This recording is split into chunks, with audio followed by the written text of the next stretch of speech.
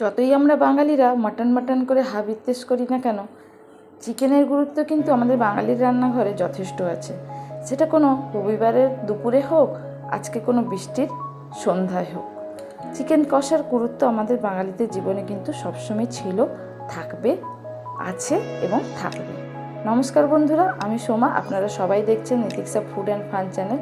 দেখো বন্ধুরা, আমি নিয়ে নিয়েছি কিন্তু চিকেনের কয়েকটা লেগ পিস। এখানে প্রায় 3টে মতন চিকেনের লেগ পিস নিয়ে নিয়েছি, আর একটা ডানার দিকে মাংস নিয়েছি। এটাকে ভালো করে ধুয়ে আমি পরিষ্কার করে রেখেছিলাম। এরপরে এটাকে ম্যারিনেট করার জন্য এতে পেঁয়াজ দিয়ে দিচ্ছি, পেঁয়াজের কুচি দিয়ে দিচ্ছি, সঙ্গে লবণ। আমি এখানে স্বাদ মতন লবণ দেবো, তোমরাও চাইলে অল্প পরিমাণে লবণ দেবে। সঙ্গে দিয়ে দিচ্ছি টমেটো কুচি। এখানে কিন্তু আমি রসুন দেবো না, রসুনের পেস্ট করে আমি যখন তরকারি বানাবো তখন দেবো। আমি এখানে মাংসের যেহেতু একটা আস্তে গন্ধ থাকে, সেই গন্ধটাকে দূর করার জন্য আমি লেবুর রস দিয়ে দিচ্ছি। তোমরা চাইলে এটাকে আগে থেকে বের করে একটা বাটিতে করে তারপরে ঢালতে পারো, এমনিও দিয়ে দিতে পারো।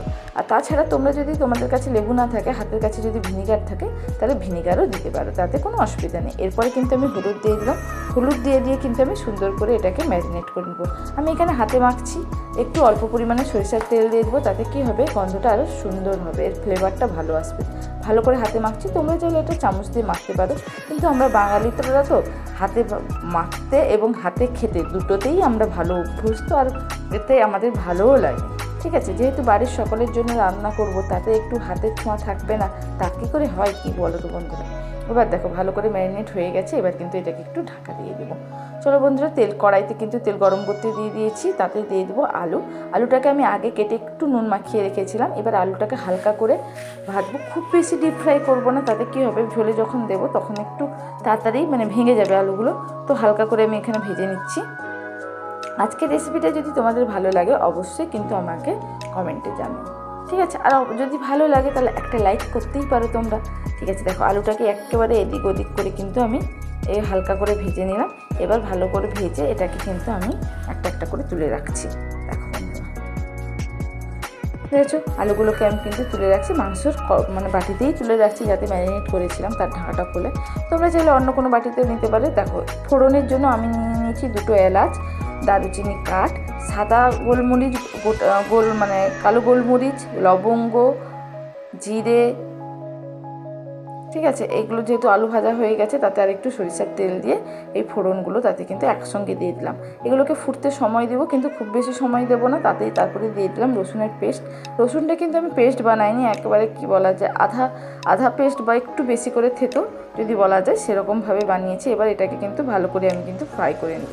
আমি কিন্তু আজকে খুবই অল্প অয়েলে রান্না করছি, তাতে কিন্তু শরীর স্বাস্থ্য দুটোর ক্ষেত্রেই খুবই ভালো করে রান্না করে নিয়ে রসুনটা দিয়ে নিয়ে ভালো করে একটু ফ্রাই করে গেলে তাতে হলুদের গুঁড়ো বলেছি, হলুদের গুঁড়ো হবে। তাতে কী হবে, ওদিক করে তেলটাকে দেয় না, ওই ছেটে থাকবে না।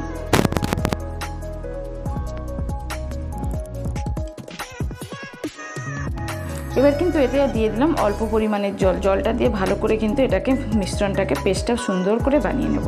ঠিক আছে, দেখো বন্ধুরা, মাংস কিন্তু ভালো করে মাংসে কষার জন্য আগে কিন্তু মশলাটাকে আমাদের সুন্দর করে রেডি করতে হবে। এরপরে কিন্তু আমি চিলি ফ্লেক্স দিয়ে দিচ্ছি।